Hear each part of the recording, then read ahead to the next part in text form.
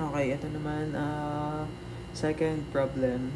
A vertical circular gate in a tunnel 8 meters in diameter has oil, specific gravity of 0.8 on one side, and air on the other side.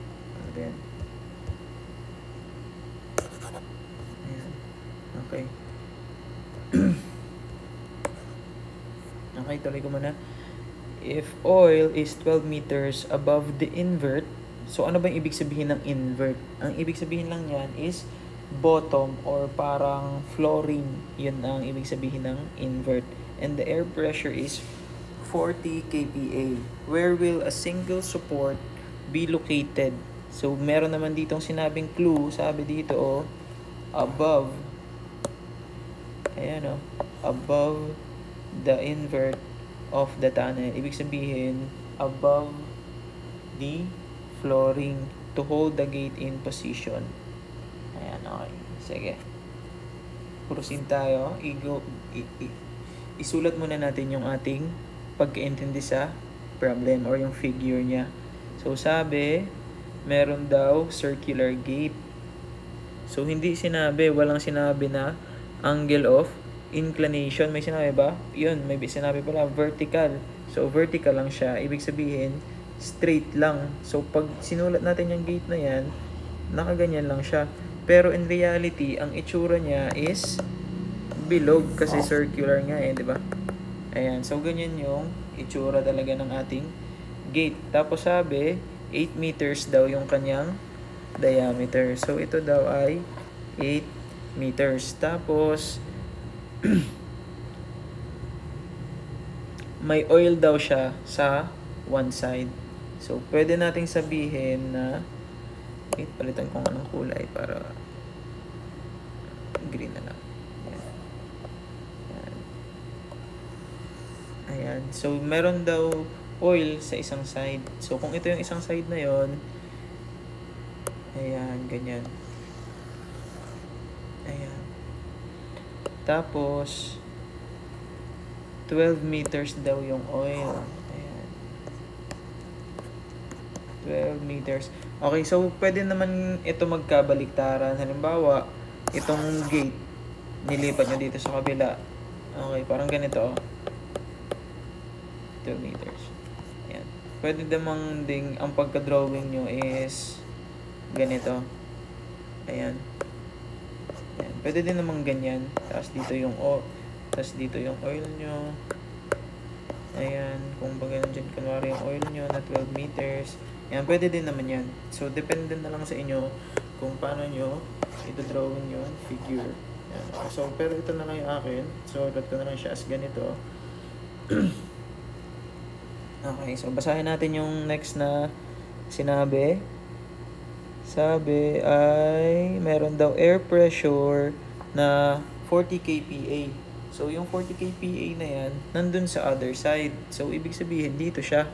So, tanggalin ko na tong circle Ito. Basta alam nyo na bilog yung gate natin. Yan. So, meron daw ditong 40 kPa. Ayan. 40 kPa. Where will a single support be located? So, meron daw support dito sa ating gate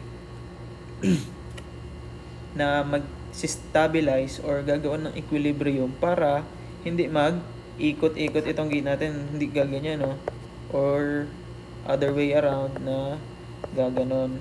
Yan.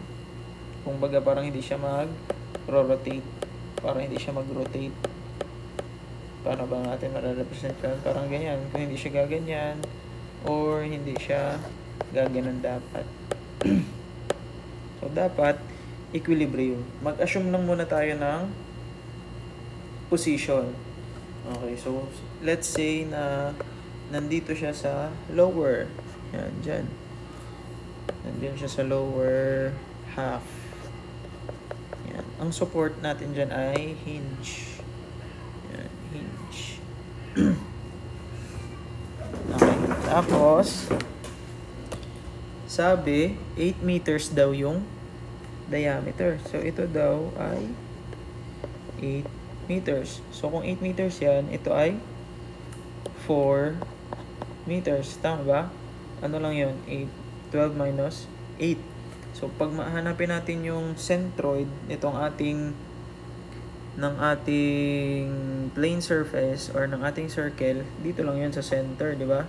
So, yan na yung ating magiging h bar. So, ilan yan? 4 plus 4. So, ito ay 8 meters. Kasi,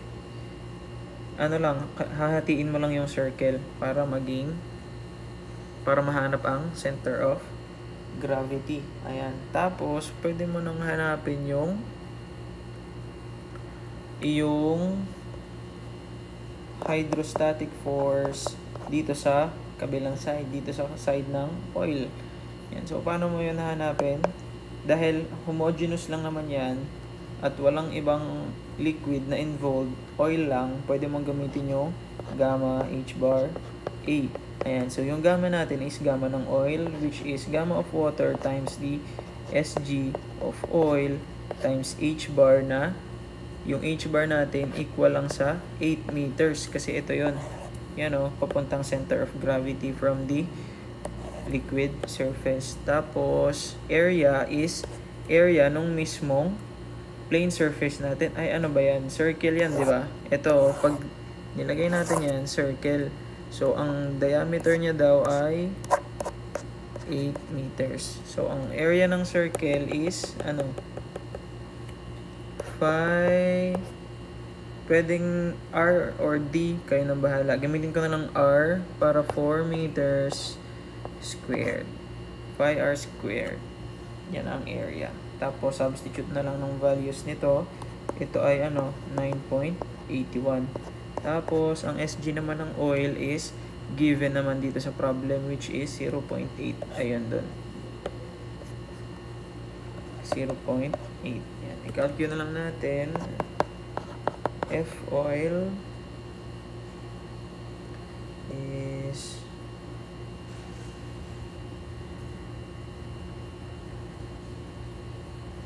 9.81, 0.88, 4 squared. Ayan. So, yun ay 3155.8681. Or store ko na lang sa store A.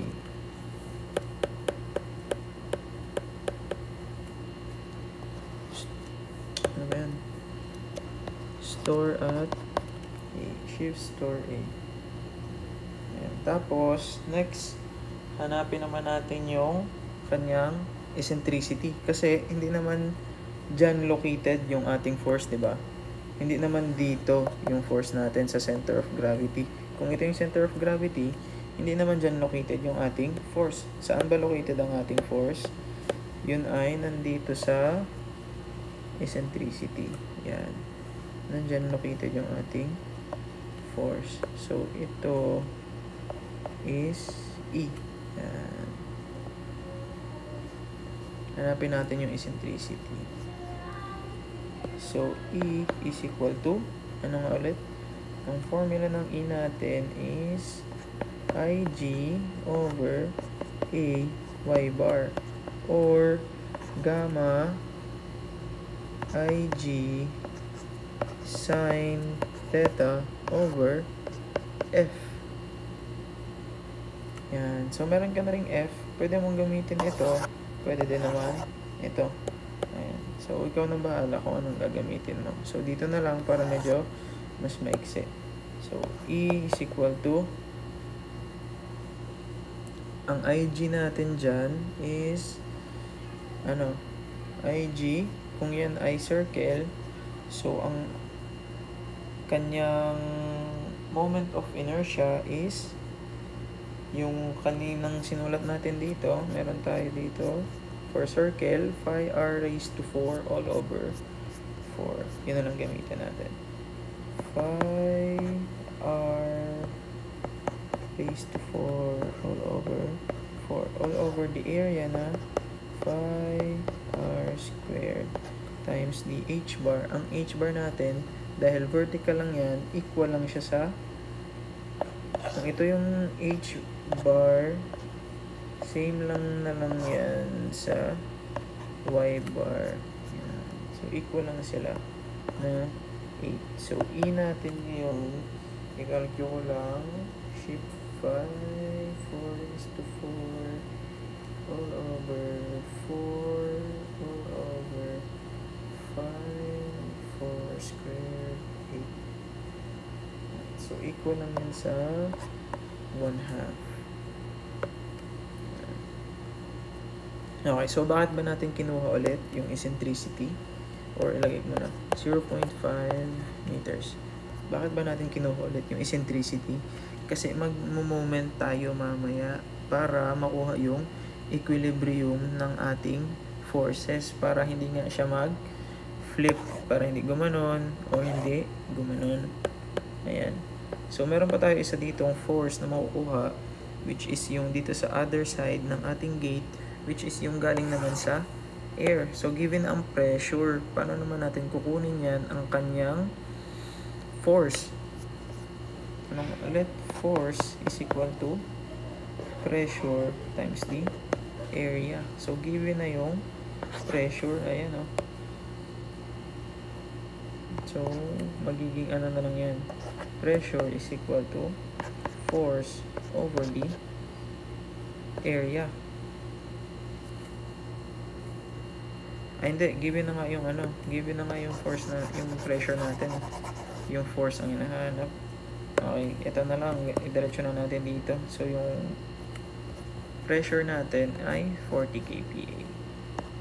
40 times the area na 5 r squared. Okay. Calculate lang ulit. 40 shift 5 4 squared. Yan. So, ito ay 640